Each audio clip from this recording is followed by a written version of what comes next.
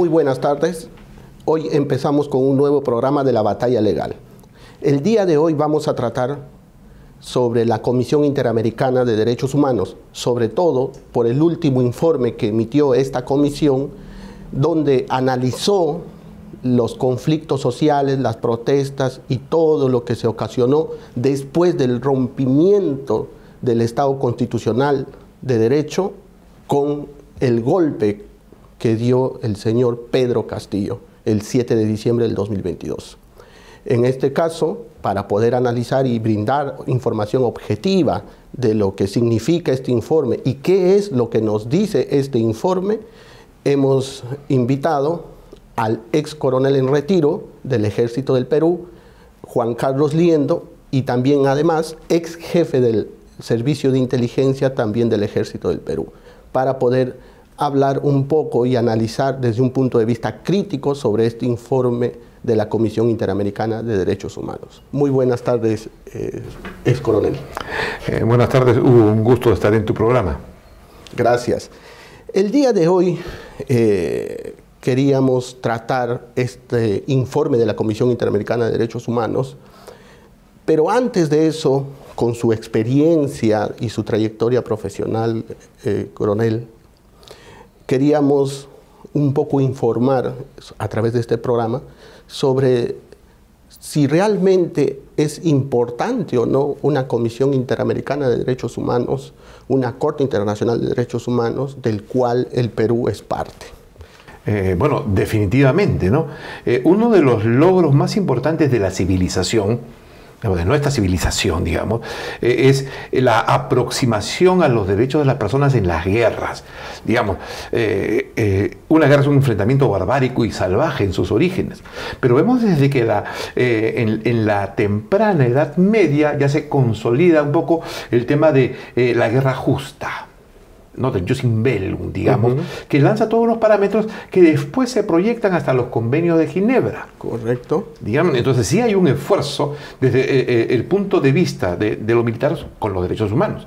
Cuando quien habla era cadete y oficial joven, nuestra referencia inmediata a la protección de los derechos humanos eran los convenios de Ginebra. Pero muy importante, ¿no?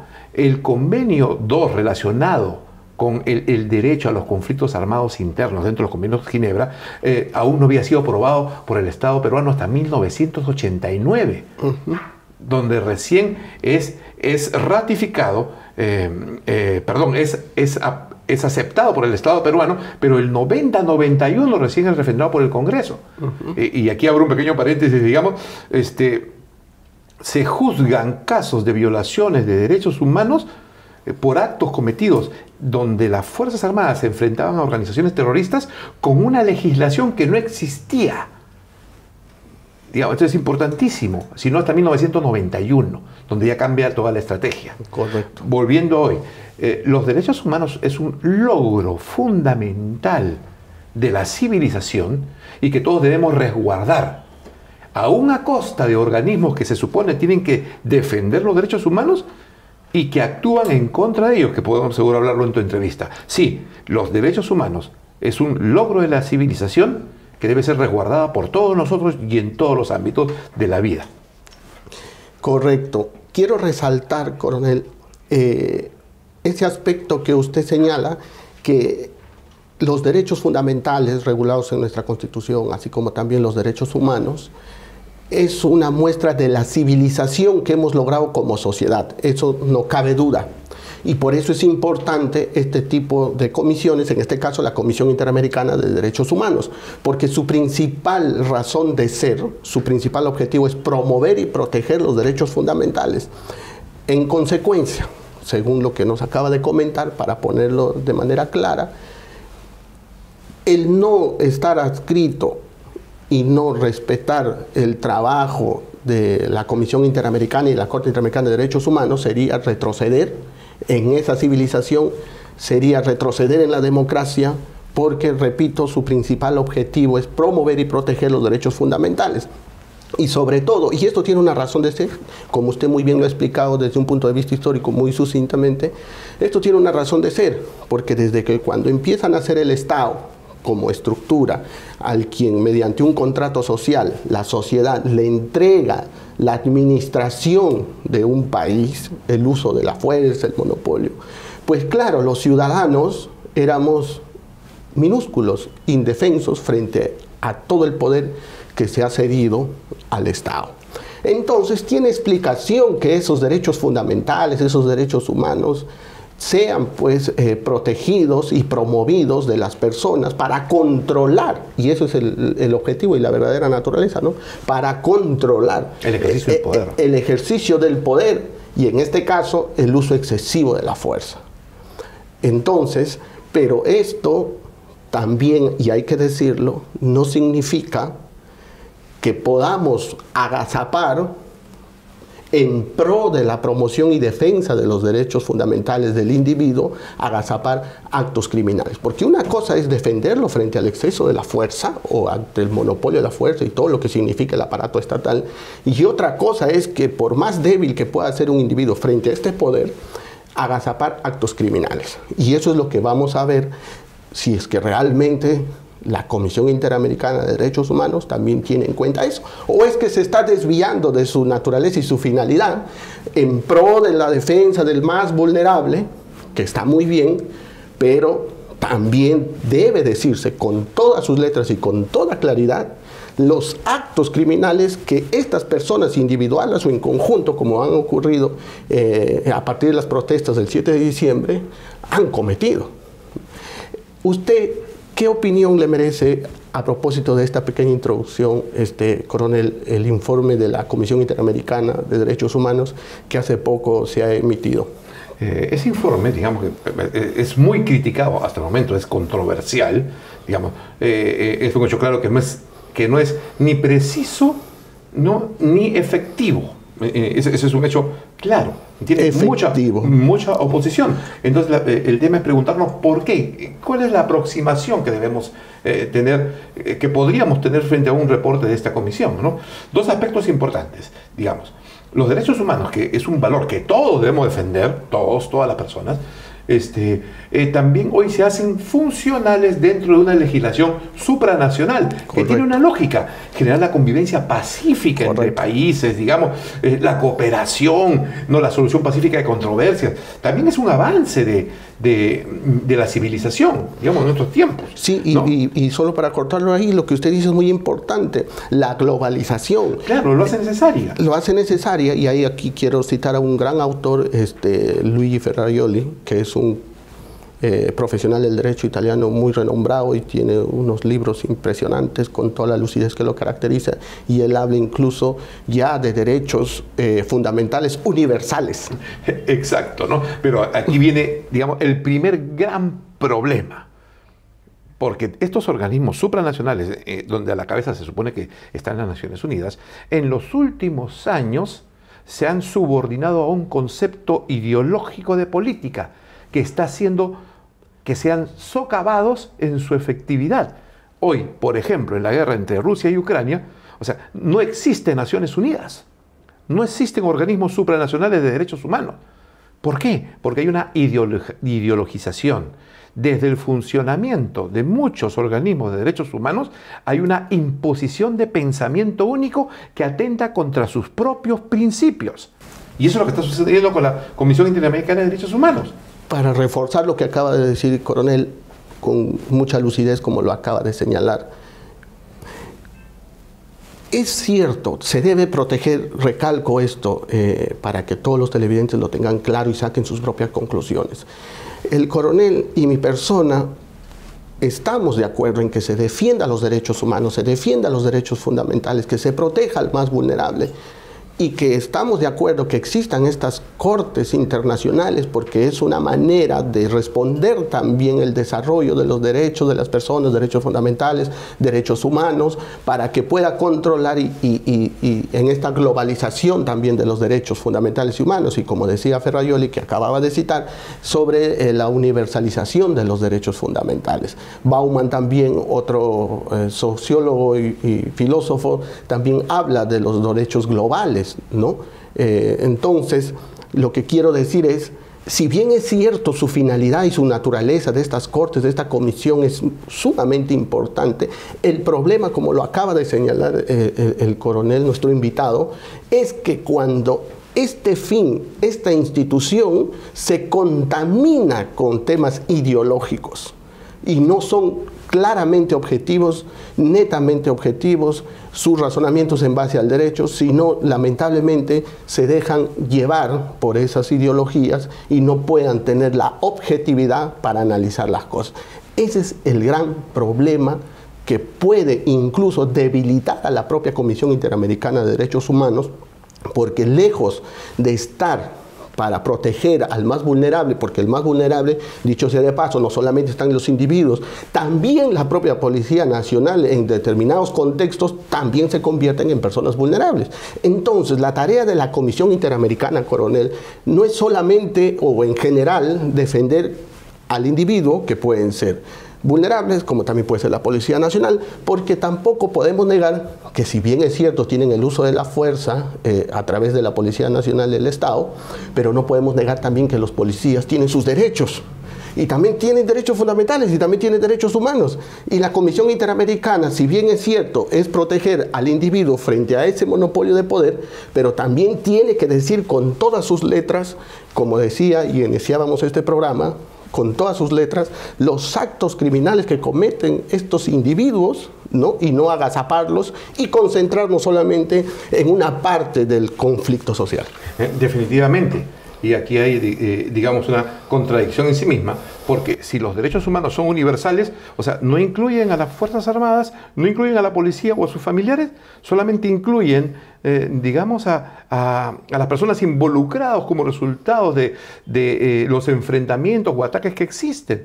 Entonces, hay aspectos importantes de vacíos que se presentan que tienen que ser cubiertos, y me refiero brevemente a esto, digamos. Estos organismos supranacionales de derechos humanos se jactan de solamente responder a los abusos del Estado frente a individuos débiles o víctimas, que tiene toda la lógica.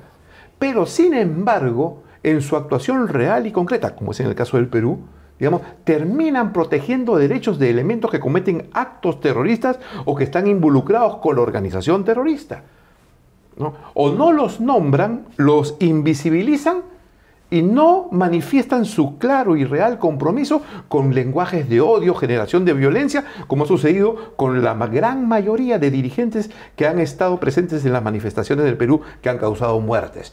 Todas las dirigencias tenían lenguajes de odio, incitaban a la violencia, cometían actos violentos, cometían incluso actos terroristas, porque atacar un aeropuerto es un acto terrorista. Porque atacar una ambulancia con piedras donde hay niños o ancianos que después fallecen es un acto terrorista. Y quemar a un policía dentro de un patrullero es un acto terrorista. Y la Corte los invisibiliza porque tiene criterios ideológicos contra el Estado en un país como el Perú. Y eso lo hace disfuncional. Correcto. Y quiero resaltar lo que acaba de decir, coronel. Nosotros en derecho lo que hacemos es escudriñar el razonamiento de una corte en este caso, así como los jueces, los fiscales. Uno puede escudriñar, ver el pensamiento en su fundamentación, en sus escritos, en sus resoluciones, en este caso en un informe de la comisión, para poder concluir si existe o no existe sesgo o no. Y en este caso, como bien lo señaló nuestro invitado, el coronel, ex coronel yendo en retiro, efectivamente se puede advertir, y lo tengo que decir con todas sus letras. Empezamos diciendo que no estamos en contra, y es una muestra de civilización, y debemos seguir protegiendo los derechos fundamentales. Pero creo que aquí existe un sesgo, porque como bien se ha señalado y como todos sabemos, estos actos por estos individuos, por estos grupos que se han supuestamente salido a protestar, han cometido claros y graves excesos. ¿Y por qué digo que esta comisión y en su informe que se ha manifestado no hacen un tratamiento igual, transversal? ¿Por qué? Porque como se sabe, y como lo acaba de decir nuestro invitado, han habido muertes. Han muerto 2 bebés porque ha estado bloqueada la carretera. Eso, ¿cómo se llama? Se ha quemado un policía, se ha tomado aeropuertos. ¿Por qué el coronel los califica de actos terroristas? Porque son actos que atentan contra el sistema, contra el normal funcionamiento de nuestro sistema social. Bloquear un aeropuerto, quemar un poder judicial, las instalaciones del poder judicial, de la fiscalía. Esos son actos criminales que lamentablemente la comisión, en su idea de proteger al más vulnerable, quiero pensar que se dejaron llevar por esta idea de proteger al más vulnerable, al ciudadano, no calificaron como deberían haberlo hecho estos actos. Ejemplo, la muerte de los bebés, la quema del policía, la quema de las instalaciones públicas, privadas. Así como lo dijo, si bien en condicional, pero le da un enfoque o enfatiza que se habrían, dice, ¿no?, la Comisión Interamericana a través de su informe, dice que se habrían cometido ejecuciones extrajudiciales, que incluso hablan de masacre. En buena cuenta están diciendo que hubo un uso excesivo de la fuerza por parte de la Policía Nacional y a su vez también del Ejército. Entonces la pregunta es, ¿por qué, si califican de esa manera estos actos de la policía y de las fuerzas del orden, por qué no calificaron también los actos individuales o de grupos que cometieron estos supuestos manifestantes?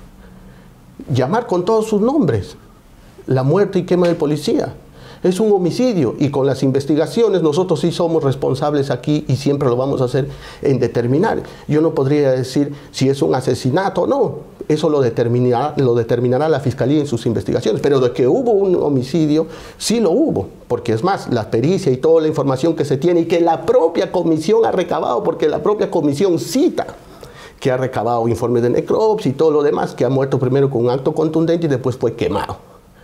Entonces, ahí le faltaba una coma y calificar y decir un posible homicidio, un posible asesinato, así como lo hace para decir que la policía y el ejército usaron la fuerza de manera excesiva, e incluso, dice, presuntas ejecuciones extrajudiciales. ¿Por qué no los calificó?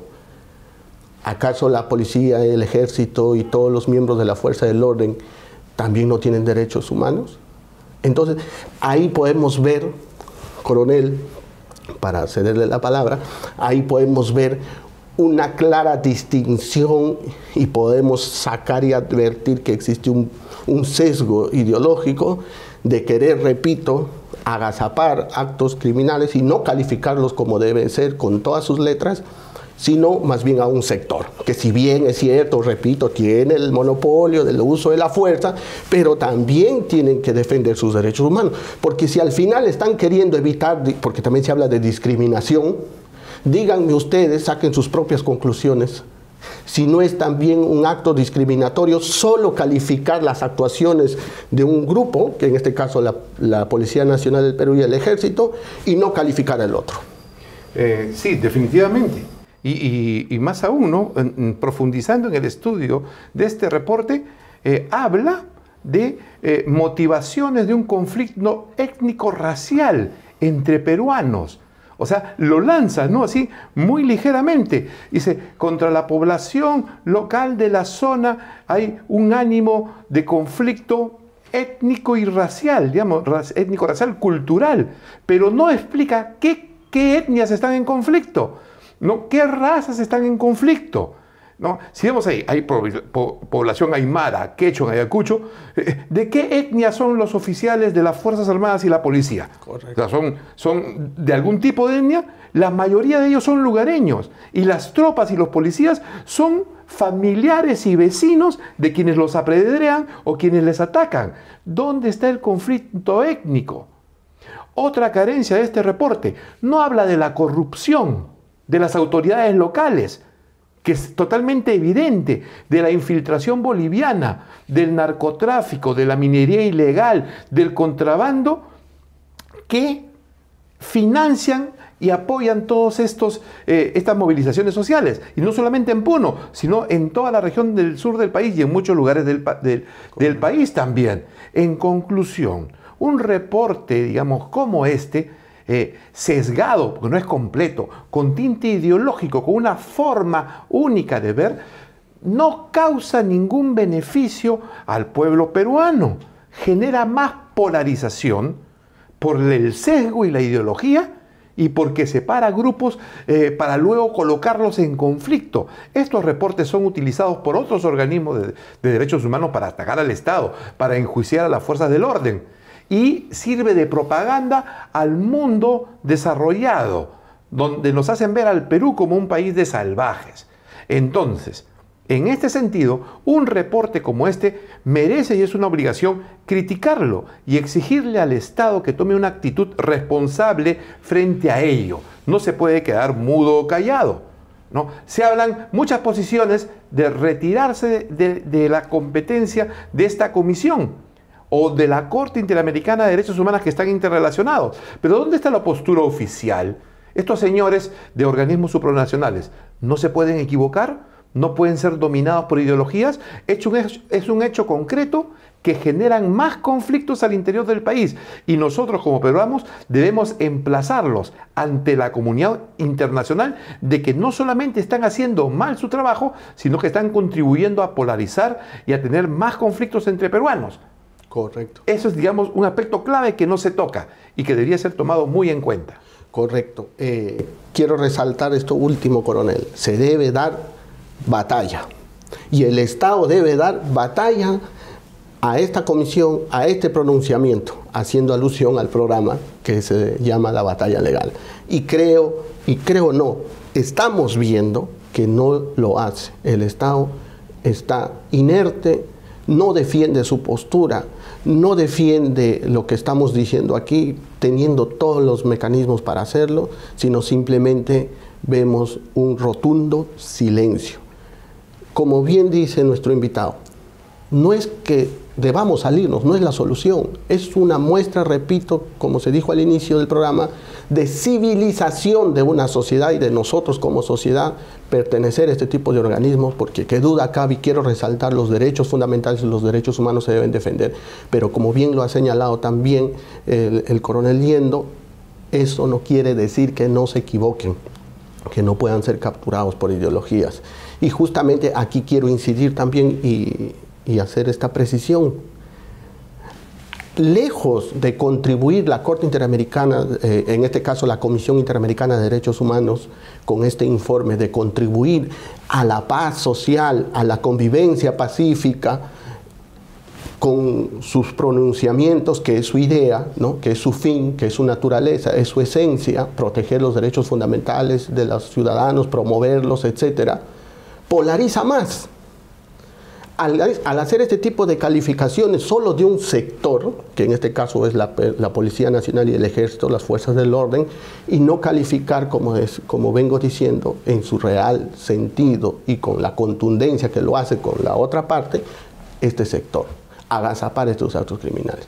Entonces díganme ustedes si no están polarizando de alguna manera, siguen dividiendo a la sociedad, porque con estos pronunciamientos lo que hace es, lejos de traer tranquilidad, lejos de traer pronunciamientos objetivos, claros y contundentes, lo que hace es polarizar aún más.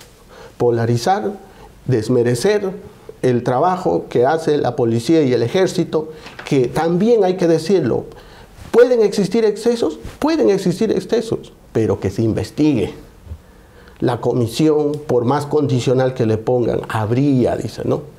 Pero con una visita tan rápida, calificarlo de esa manera, también me parece que ha sido apresurada. Porque eso se va a determinar con las investigaciones. ¿Quién tiene, nosotros en el derecho llamamos, quién tiene información de calidad? ¿Quién tiene mejor acceso a la información? ¿Nuestros organismos, en este caso el Ministerio Público que viene haciendo las indagaciones?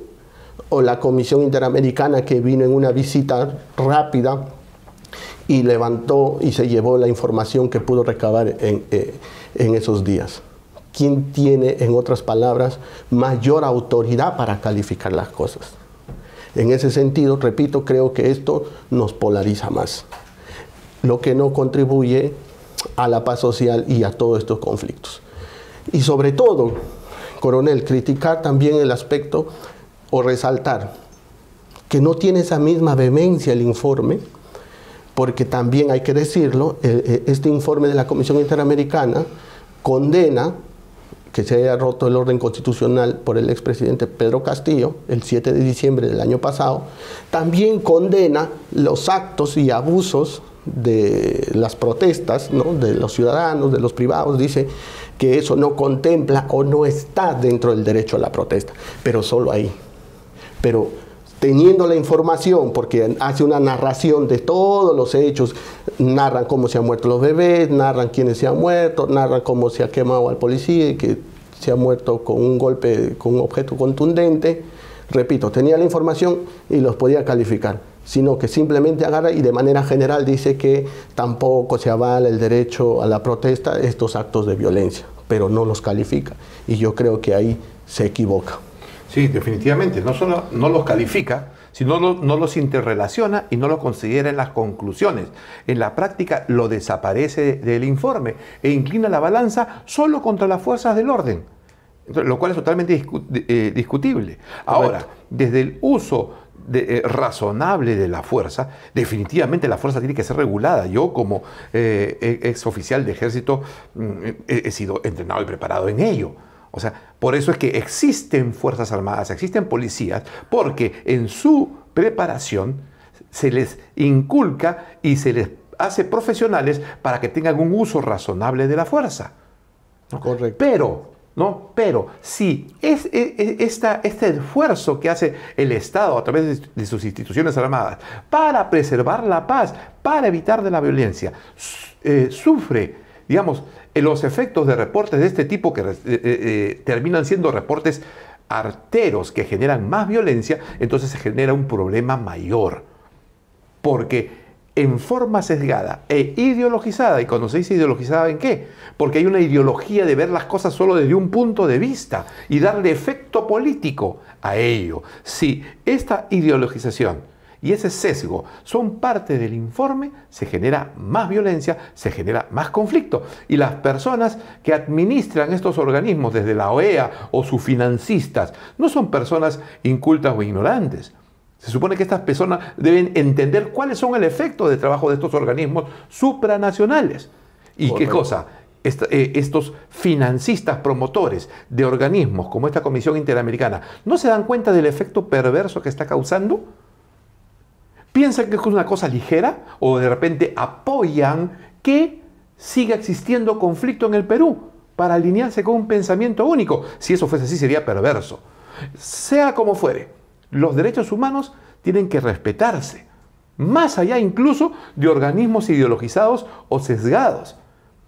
Entonces, el Estado peruano debería tener capacidad para enjuiciar estos organismos, porque para ser congruentes con lo que manifiesta la Presidenta de la República o el Primer Ministro de rechazar este informe, no se debe quedar en rechazo solamente, porque sus efectos son malos para el Estado peruano y el Estado peruano debería enjuiciar a estas organizaciones en cortes internacionales porque están causando daño al Perú.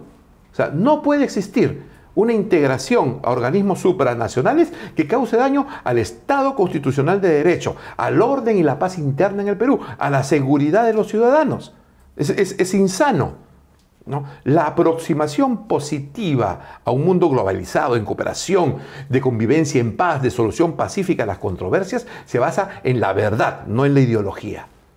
Y es muy importante que todos los peruanos tengamos en cuenta esto. Correcto. Incluso, coronel, para ir terminando, creo que con este tipo de pronunciamientos, si bien, repito, es una manera de mostrarnos como una sociedad civilizada el pertenecer a este tipo de organismos y seguir sus lineamientos en pro del respeto de los derechos humanos y fundamentales, pero creo que a la vez acá hay una paradoja.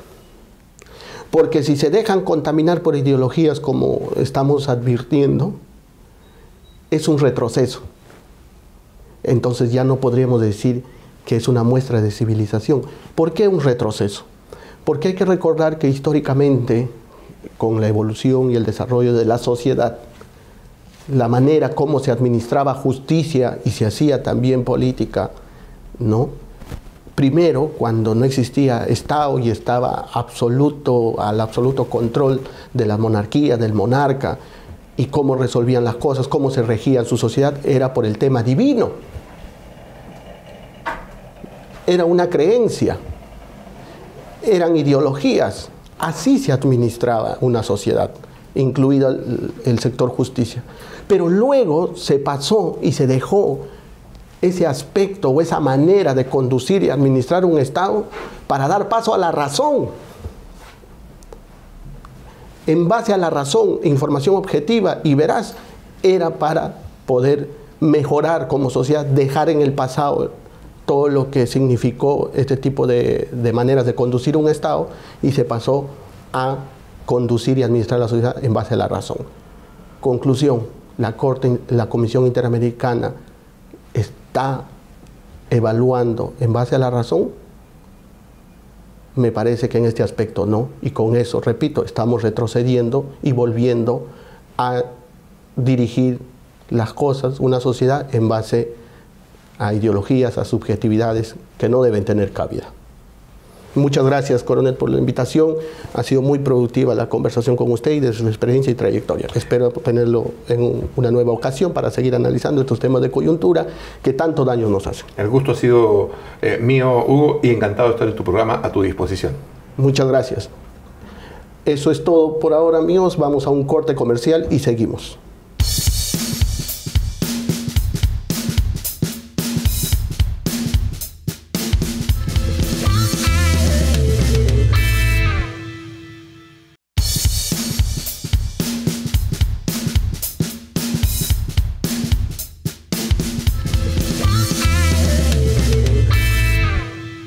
Hola amigos, regresamos de la pausa comercial. Soy Hugo Mendoza y esto es el programa La Batalla Legal. Lo que queremos decir antes de seguir con nuestro segundo invitado es hacer unas cuantas preguntas que considero muy importantes. Uno, ¿se va a denunciar este informe de la Comisión Interamericana por el tanto daño que nos viene haciendo, por la polarización clarísima y el sesgo ideológico con el cual hemos advertido en la entrevista anterior en todo su desarrollo y fundamentación? Es importante tener una respuesta del Estado, porque como bien decíamos, el Estado tiene la obligación y el deber de defender su fuero frente a los organismos internacionales, porque no puede dejarse de que de esta manera nos desprestigien y nos hagan ver como personas que no respetamos los derechos humanos, no respetamos los derechos fundamentales. Como decíamos, ¿es importante que existan ese tipo de organismos internacionales? Sí, pero también es importante que sean lo más objetivos posibles y que cuando hagan sus pronunciamientos sea en base a una verdadera información objetiva y no direccionando ni discriminando a un sector de la población, como vimos que en este caso es a la Policía Nacional y al Ejército de nuestro país. Nada menos, ¿no? Dos instituciones importantes que cuidan nuestra soberanía, el Ejército en este caso, y el orden interno, en este caso la Policía Nacional del Perú. Por tanto, repito, el Estado tiene la obligación de denunciar esto y defender su fuero frente a los organismos internacionales. Sin más preámbulo, presento a nuestro segundo invitado, el doctor Luis Pacheco Mandujano, abogado especialista en materia penal y también en derecho constitucional, para poder analizar, siguiendo la línea crítica de este informe de la Comisión Interamericana de Derechos Humanos. Muy buenas tardes, doctor. Gracias por Encantado de estar en su programa, doctor. Gracias. La primera pregunta que le quiero hacer, doctor, para que entienda el público, es primero la importancia de estos organismos internacionales, como en este caso la Comisión Interamericana de Derechos Humanos, cuál es su importancia, cuál es su fin, cuál es su naturaleza, ¿no? Para después descender si realmente está cumpliendo, ¿no?, ese deber, esa función por el cual fue creada. Sí, claro que sí. A ver, es importante en consecuencia establecer un marco histórico en el que se ha desarrollado la inclusión de Perú en un contexto de carácter multilateral. Después de la Segunda Guerra Mundial, quedó patente en todo el planeta la necesidad de dos cosas. En primer lugar, establecer alianzas entre países democráticos y, en segundo lugar, y como consecuencia de ello, el objetivo, proteger a los seres humanos, es decir, correcto, proteger los derechos humanos de todas las personas. Entonces, digamos, el resultado de esta reflexión histórica que nos dejó la Segunda Guerra Mundial fue precisamente la constitución de la Organización de Naciones Unidas, que da un giro, inicialmente conocida con el nombre de Liga de las Naciones, y que agrupaba a pocos países y que luego se convierte en la Organización de las Naciones Unidas. El Perú, dicho sea de paso, es una de las primeras naciones en adherirse. Y luego da como resultado pues la Declaración Universal, correcto, de 1949, ¿no? Pero es interesante observar que un año antes, en el 48, los países americanos habían decidido unirse en el bloque hemisférico para constituir lo que se denominó, y así ha quedado hasta el día de hoy, con el nombre de la Organización de Estados Americanos. Lo que es la OEA. La OEA, efectivamente. Entonces, el Perú suscribe la Carta Fundacional de la OEA, en 1948. Y en el decurso de los años, con el paso del tiempo, esta OEA empieza a tener un funcionamiento activo. Pero es específicamente en 1969 cuando se dio a luz el texto de la Convención Americana de Derechos Humanos. El Perú ratificó y se adhirió a esta convención recién en el año de 1978, es decir, 9 años después de la constitución de la convención, ¿no? Y se da en el marco del gobierno militar del general Francisco Morales Bermúdez. Motivado, impulsado, obligado prácticamente por el contexto interno peruano, donde en 1977 hubo una gesta histórica, no creo que la recuerdes porque probablemente no estabas todavía en este mundo.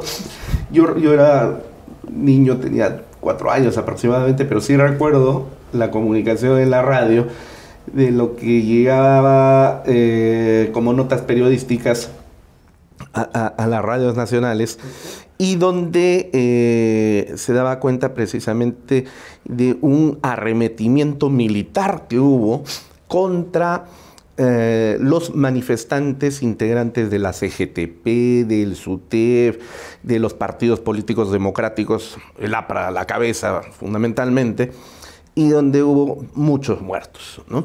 Entonces, como resultado de eso, el gobierno de Morales Bermúdez, bastante debilitado, retrocede y se acepta llamar a elecciones a la Asamblea Constituyente. Correcto. Para 1978, y dio a luz la Constitución del 79. Ese era un momento histórico completamente distinto al que nosotros estamos viviendo, ¿no? Ahora bien, Morales Bermúdez, en ese contexto, acepta que el Perú ingrese a formar parte de la Convención Americana de Derechos Humanos, pero hace una reserva: no se somete a la jurisdicción de la Corte Interamericana de Derechos Humanos, que es el órgano activo de la Convención, ¿correcto? ¿Y sabe cuál fue la razón del expresidente? Bueno, porque sabía perfectamente que la constitución de una Corte Internacional protectora de derechos humanos le iba a pasar factura tarde o temprano, porque durante su gobierno se había cometido pues una serie de violaciones de los derechos humanos que en aquel momento todavía era algo, digamos, natural, ¿no? O sea, matar, desaparecer, torturar, era considerado, entre comillas, algo natural de América Latina. Eso fue en la conocida etapa como segunda etapa del gobierno militar. Del gobierno militar, ¿no? Del 75 hasta el 80. Bien, entonces ya con Belaunde, que gobierna por segunda vez el Perú entre el 80 y el 85, el 81 es que recién el Perú se adhiere a la jurisdicción de la Corte Interamericana de Derechos Humanos. Entonces, desde ese momento hasta el día de hoy hemos participado. Con un paréntesis, ¿no? Fujimori comunica la decisión del Estado peruano en el año 98 para el 99 apartarnos de la jurisdicción. ¿Y por qué? Porque la Corte ya en ese momento había empezado a demostrar un sesgo ideológico donde los casos que se recibían de supuestas violaciones de derechos humanos cometidas en agravio, y esto es lo curioso, de quienes violaron los derechos humanos de los peruanos, es decir, de terroristas, al final el Estado peruano era condenado a pagarle reparaciones civiles a los terroristas. Claro, también hay que reconocer, y eso no se puede sesgar, que se condenó al pago de reparaciones para víctimas de los excesos de las Fuerzas Armadas. Correcto. Pero lo curioso fue que nos obligaron a pagar reparaciones a terroristas, como a Lori Berenson, por ejemplo, ¿no? Y en cantidades de miles de dólares. Entonces, ¿cómo es posible que el Estado que ha sido agraviado por terroristas termine pagándole a los terroristas? Eso era imposible. Entonces Fujimori decide pues apartarse. Se podría decir era como un premio a los actos criminales que cometieron estos terroristas. Claro, así es, efectivamente. Ese es el mensaje final, ¿no? Es decir, mata, viola los derechos humanos y te pagamos. Y después aquí está tu órgano protector internacional, porque más o menos somos primos hermanos ideológicos y entonces pues te vamos a premiar. Y con eso creo, ¿no?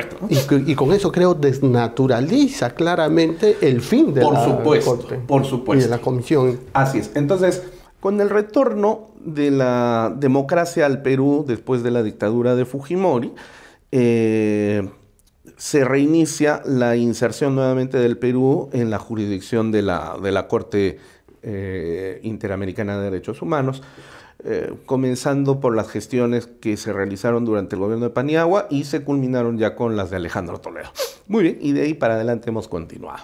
Okay. Lo que también ha continuado ha sido pues una cada vez mayor presencia de intelectuales y juristas izquierdistas que se han apoderado totalmente de la OEA, de la Corte Interamericana de Derechos Humanos, y de un órgano que depende de la OEA, no de la Convención, sino de la OEA, que es la Comisión Interamericana de Derechos Humanos. Esto es importante tenerlo en consideración. Correcto. Entonces, hablamos de la Corte Interamericana y hablamos de la Comisión Interamericana. Correcto.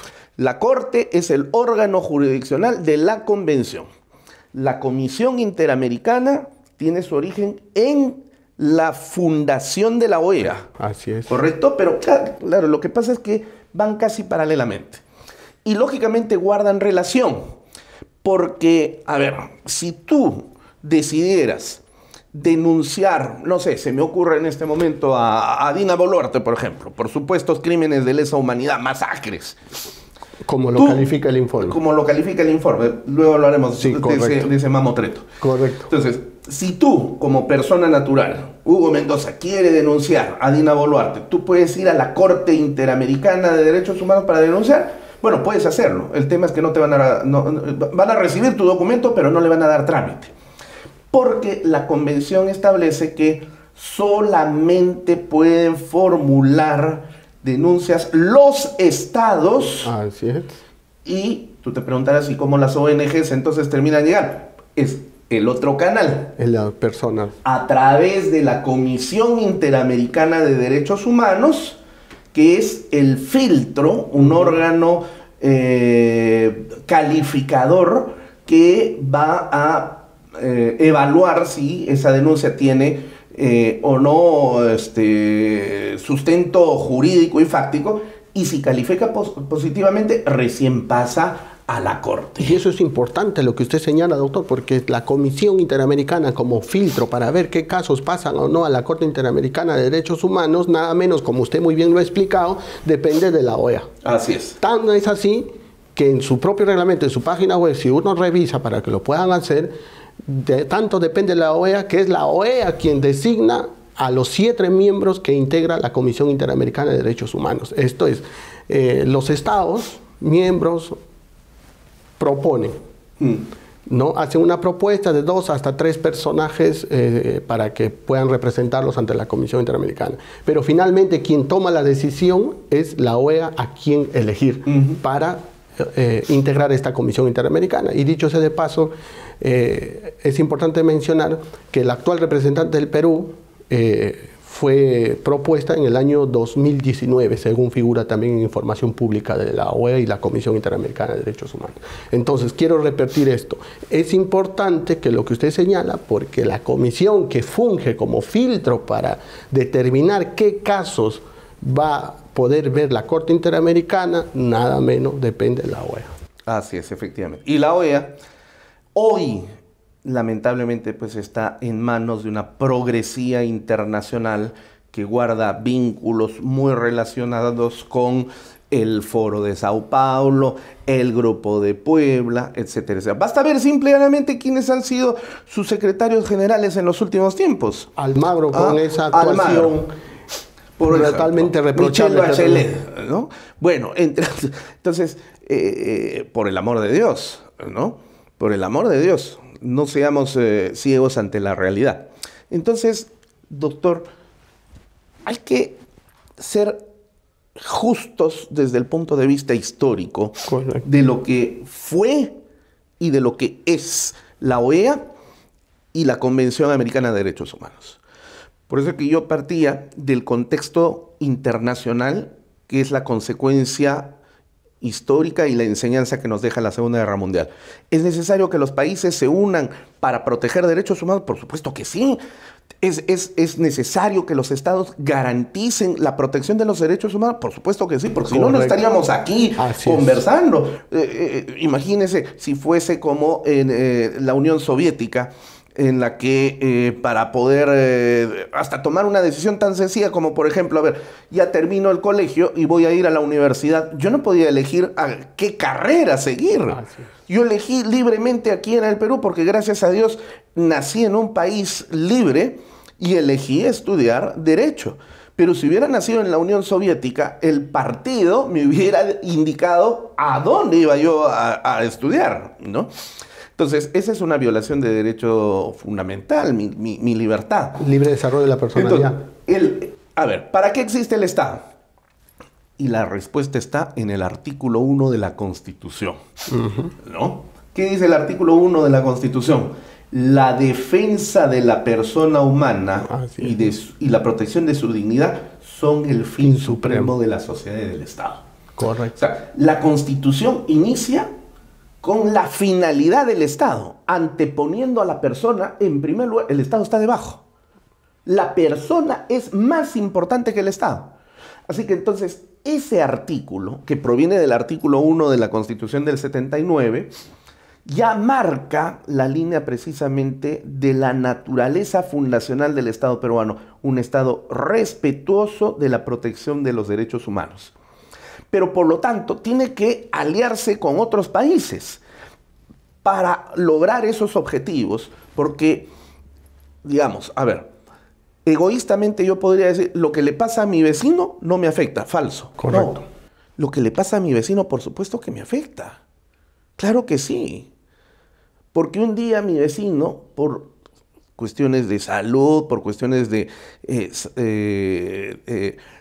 carencias económicas o lo que fuere, un día podría, no sé, dejar de pagar en el condominio, por ejemplo, y me va a afectar a mí, porque esa carga me la van a hacer a mí. Lo que le pase a mi vecino me afecta a mí. Con esta metáfora, yo quiero decir que lo que le pase al Perú afectará a los otros países y viceversa. Lo que le pasa a nuestros vecinos países nos va a afectar a nosotros. Entonces, unámonos en alianza para cumplir ese objetivo fundamental, proteger los derechos humanos y la dignidad de las personas. Más aún que actualmente se habla de la universalización de los derechos humanos, como lo llama el Luigi Ferrari. Entonces, por eso nace la OEA, Para eso nace la OEA. Y además hay que recordar, en un contexto también histórico, hemos hablado del 48, hemos hablado del 69, hemos hablado del 78, cuando América Latina, salvo el caso de Colombia, que es un caso excepcional, un lunar en América Latina, todos los países latinoamericanos estaban, o sudamericanos al menos, gobernados por dictaduras militares brutales. Argentina, con el general Galtieri, por ejemplo, ¿no? Antes Viola, Pinochet en Chile, el general Stroessner al otro lado de América, Perú. Bueno, qué sé yo, ¿no? Tantos aquí en el Perú, Velasco, Morales Bermúdez, bueno, etcétera.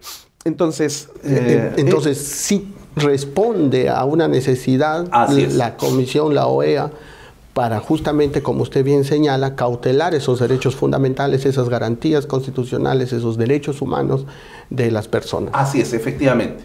Pero aquí es donde viene un quiebre, cuando en América Latina empieza a caracterizarse los procesos de democratización.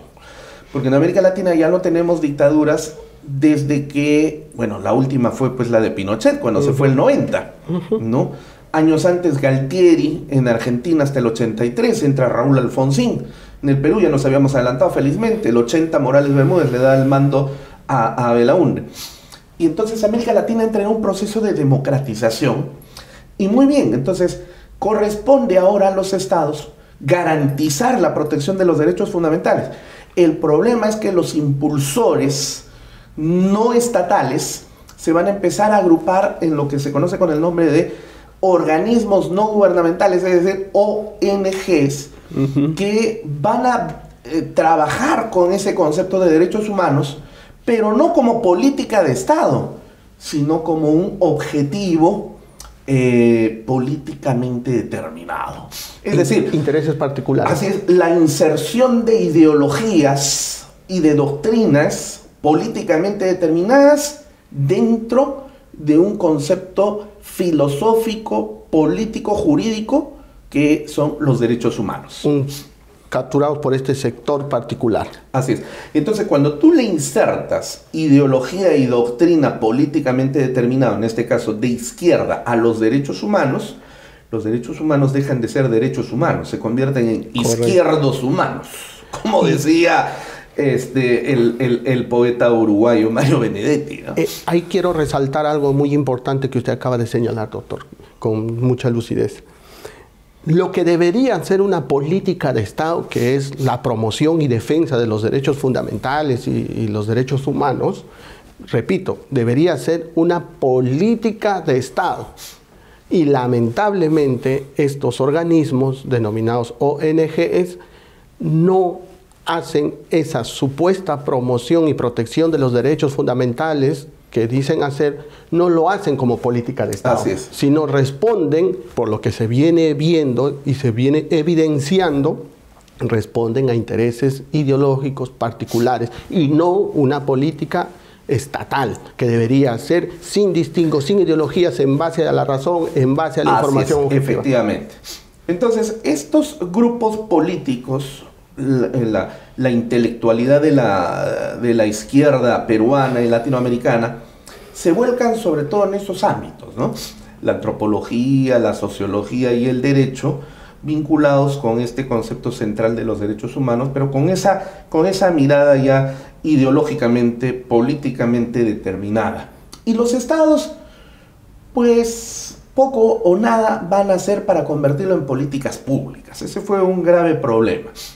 Entonces, tomar la dirección. Así es. Entonces, esto va a generar una bola de nieve porque las ONGs se van a ir empoderando cada vez más y se van a convertir en grupos de presión. Y se vienen empoderando. Y con mucha fuerza van a lograr poner a los estados contra la pared. Los está debilitando. Y entonces ahí es donde por primera vez se activa la Corte Interamericana de Derechos Humanos, ¿no?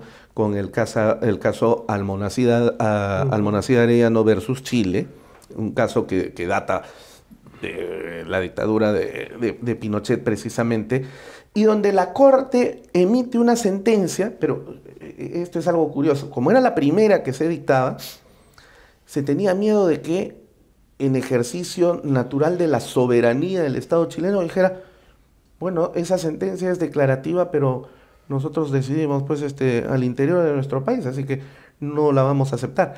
Entonces, notificaron y estaban mordiéndose las uñas allá en Costa Rica, donde está la sede de la Corte. Y, oh, sorpresa, la República de Chile acepta ejecutar esa sentencia. Entonces, eso abrió un camino. Y los demás países empiezan a seguir ese camino con la andanada de denuncias que se abre de la Corte, porque las ONG se dan cuenta que ahí tienen un órgano apalancador de presión contra los estados, no para hacer política pública, sino para someter, arrodillar y empequeñecer a los estados. Y al menos en nuestro país lo vienen logrando, ¿no? El Estado cada vez se ve debilitado cuando salen estas ONGs a supuestamente promover y defender los derechos humanos, ¿no? Y los derechos fundamentales de la persona. El Estado lo único que hace es retroceder. Y actualmente, con este informe de la Comisión Interamericana sobre las protestas sociales que desencadenó el golpe de Estado del expresidente Pedro Castillo, la actual gobernante Dina Boluarte tampoco dice nada. Entonces, muestra de un debilitamiento. Así es. Entonces, quiero que seamos claros en este punto. Es necesario, para construir un Estado, defender los derechos humanos. Eso es indudable. Así es. Y eso nos convierte en defensores de derechos humanos. Y más, yo soy un defensor de los derechos humanos desde antiguo. La gran diferencia entre mi ejercicio de defensa de los derechos humanos y la forma como las ONGs, como la Coordinadora Nacional de Derechos Humanos, como APRODE, como el IDL, bueno, etcétera, dicen proteger a los derechos humanos, la gran diferencia es que yo no cobro ni un centavo de dólar, ni un centavo de sol. Entonces, mi defensa de derechos humanos, como lo hace usted o como lo hacen quienes sí creemos en los derechos humanos puros y libres de cualquier influencia doctrinaria o ideológica, nos hace auténticos. Mientras que los, entre comillas, defensores de los derechos humanos son mercenarios asalariados de el financiamiento externo, que obviamente no responde al interés teleológico, es decir, a la finalidad filosófica que inspira los derechos humanos. Si, por ejemplo, nosotros vemos quién es el mayor financista, nos ponemos a investigar quién es el mayor financista de las ONGs en el Perú y en América Latina, vamos a encontrar que es el señor George Soros, por ejemplo. Esta no es una teoría de conspiración, no. Ingresen ustedes, amigos televidentes, a las páginas web de todas estas ONGs, de la Coordinadora, de APRO, incluso de la Católica, de la Universidad Católica, por el amor de Dios, de los institutos de la Católica. Van a ver en la parte donde ponen ahí, porque es por ley, que tienen que colocar quiénes les financian. El mayor financista es el señor Soros a través de su ONG Open Society. Hay que precisar también sobre lo que acaba de decir, doctor, para que entienda la gente, Soros. ¿Quién es Soros? ¿Por qué es conocido Soros? Conocido por generar desestabilización en un país, porque producto de esa desestabilización, de ese conflicto, de ese caos, como dice el dicho, ¿no? A río revuelto, ganancia de pescadores. Él genera esos conflictos, financia para generar esos conflictos, porque de ahí saca muy buena rentabilidad en sus negocios, en sus empresas. Por ejemplo, en el caso de Lavajato, con el tema de Graña y Montero, las acciones que valían 6 soles, 7 soles, con toda esta desestabilización y manipulación de la información, cae en sus acciones y ahí es donde entra y rentabiliza su economía y compra. Efectivamente. ¿Y cómo se logra eso? Con conflicto, con desestabilizar un sistema dentro de un país. Entonces, hay una entrevista que está colgada en el YouTube, cualquiera de ustedes la puede buscar, donde a Soros le preguntan, ¿y usted comparte esas ideologías de los organismos que usted financia a nivel mundial? Dice, en absoluto, a mí no me interesa, yo soy un financista, yo doy apoyo a esos organismos porque generan inestabilidad en los países y eso le genera y eso me permite a mí ser especulador financiero en las bolsas internacionales para comprar y vender acciones. De eso es lo que vivo. Ahí se origina mi riqueza. Y mire, y esto es lo grave y peligroso, doctor, lo que estamos conversando. Para que tenga claro la gente, nuevamente, las ONGs financiadas por Soros supuestamente protegen y promueven la defensa de los derechos humanos, pero en el fondo esa protección, como usted bien ha señalado, ha perdido su finalidad, su concepto teleológico. Todo lo contrario, se ha monetizado. Detrás de todo esto está el dinero. Así es. Y esta organización Open Society no es la única. Hay otras más, la Fundación Ford, la Fundación Rockefeller, la Fundación Gates, etcétera, que también tienen ese mismo sentido. Financian a la OEA, a la Corte Interamericana de Derechos Humanos, a la Comisión Interamericana de Derechos Humanos. Y eso es de conocimiento público. O sea, no nos pueden decir los defensores de derechos humanos como la señora Gloria Cano, que le encanta defender a terroristas, como el señor Gorriti, que le encanta defender a terroristas, ¿no? No pueden decir, no, yo no sabía que Soros hacía eso. No, no. Entonces, voy a hacer una metáfora. Yo soy un narcotraficante y necesito que usted me defienda como abogado, ¿ok? Y entonces fijamos el costo de sus honorarios. Y yo le digo, doctor, la única fuente de ingresos que tengo es la que me da el narcotráfico. Entonces previamente tengo que lavar ese dinero para luego yo tener mis ingresos y con eso le voy a pagar. Pero le estoy avisando que este es dinero que proviene del narcotráfico. ¿Eso lo convierte usted o no en cómplice del delito de lavado de activos? Totalmente, y en Europa se financia también, se prohíbe que se cobren honorarios productos de fuentes ilícitas. Y acá en el Perú también, la ley contra el crimen organizado y la ley de lavado de activos señala claramente que si usted como abogado sospecha, ni siquiera se entera, o sea, usted debería sospechar como abogado, yo tomo sus servicios y usted debería denunciarme. Es medio raro, pero es así como señala la ley. Muy bien.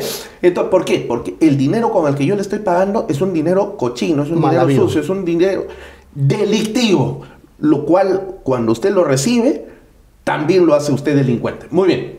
Si el señor Soros es un especulador, como lo es la Fundación Ford, como lo es la Fundación Rockefeller, y con ese dinero mal habido y sucio, que provoca guerras en el planeta, que provoca y financia abortos, asesinatos, se financian a estas ONGs. Esas ONGs también entonces se convierten en cómplices en el último eslabón de una larga cadena de actos delictivos. Entonces, ¿cómo se puede defender derechos humanos con dinero que financia la violación de derechos humanos? Entonces, correcto, ahí hay una cuestión ética. Doctor, entonces, solo para cerrar la idea, no se puede decir que se financian los derechos fundamentales, que se protegen, y que se promueven con financiamiento de dinero mal habido. En ese sentido, con todo lo que hemos explicado, doctor, este informe de la Comisión Interamericana de Derechos Humanos, como aquí lo venimos criticando, y quiero dejar una idea bien clara también para que la gente pueda sacar sus propias conclusiones. Como bien lo señaló el primer invitado, como bien lo señala aquí el doctor Luis Pacheco Mandujano. No es que estemos en contra de la defensa de los derechos fundamentales ni de los derechos humanos. Es más, estamos a favor y también estamos de acuerdo que así se debe proteger y es importante que existan estos organismos. Lo que estamos en contra es que estos organismos, sus integrantes, se muevan por sesgos ideológicos, porque eso, lejos de contribuir, hacen mucho daño a nuestro país. Doctor, para cerrar el análisis, una pequeña reflexión le pido sobre este informe de la Comisión Interamericana de Derechos Humanos. Con todo este trasfondo de carácter ético, amoral de parte de estas ONGs, ¿no? Entonces, podemos llegar a varias conclusiones. Primero, la defensa de los derechos humanos tiene que ser una política de Estado. Por eso es que, entiendo, el gobierno de Humala convirtió al Ministerio de Justicia en un Ministerio de Justicia y Derechos Humanos.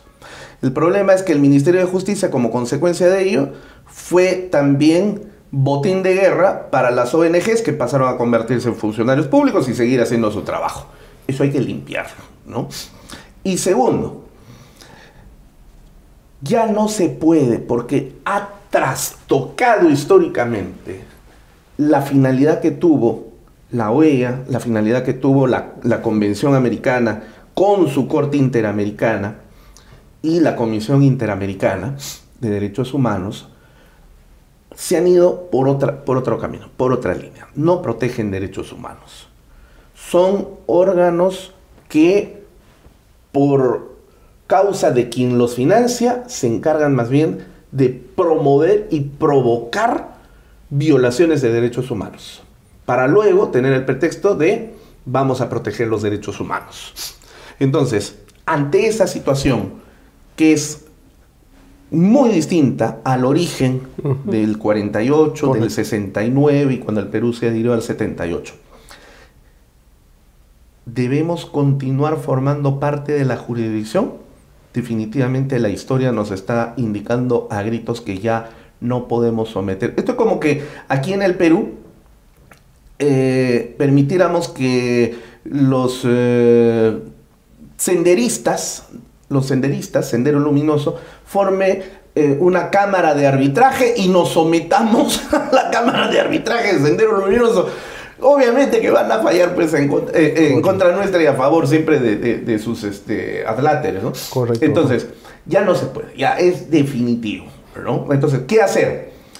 El artículo 56 y 57 de la Constitución señala que el presidente de la República tiene que comunicar la decisión del Estado de apartarse de la jurisdicción internacional. Ojo, no necesitamos irnos de la convención, porque el Perú es un país históricamente y por tradición respetuoso de los tratados internacionales que suscribimos. Muy bien, vamos a seguir respetando, así como la Carta de la ONU, también la Carta de la OEA, la Convención Interamericana.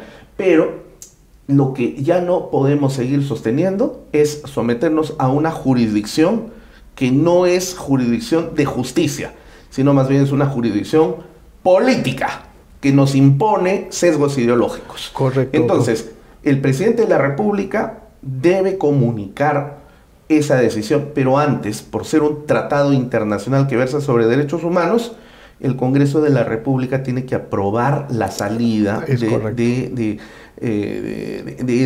esa jurisdicción. Ese es el procedimiento. Entonces, ese procedimiento tiene que iniciarse en el Congreso de la República. Definitivamente tenemos que irnos.